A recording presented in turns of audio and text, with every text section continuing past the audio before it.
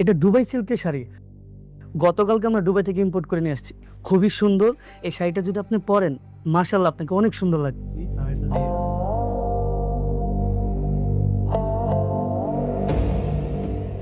না না না না, এটা জীবনও দুবার সারিব না। হু আর ইউ? ম্যাডাম, এই লোকটাকে? আমি আমি ওনার বাসার কাজের লোক। কি কাজের লোক? তুই একটা কাজের লোক হয়ে এত দামি শাড়ি হাত দিছস? তুই জানোস এই শাড়ির দাম কত? হ্যাঁ, জীবনে গেছস দুবাই? দুবাই শাড়ি চিনস? আমার মনে হইলো, আমার মন করতেছে এটা জীবনও দুবার শাড়ি হবো না।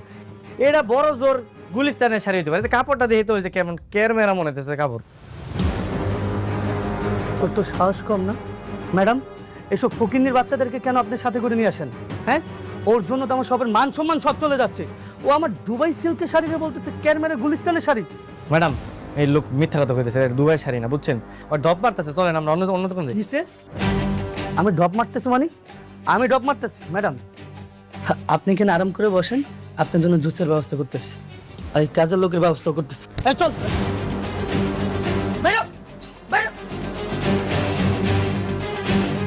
বাইরে শোরুম থেকে আমার।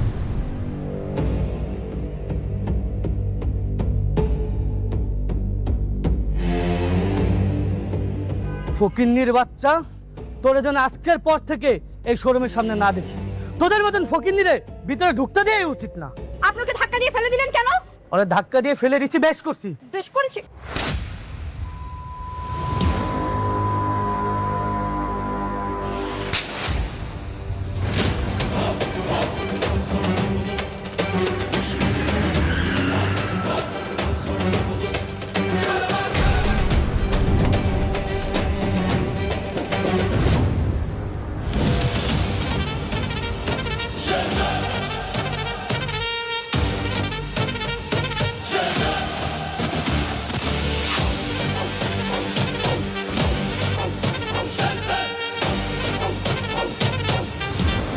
ও আমার স্ত্রী,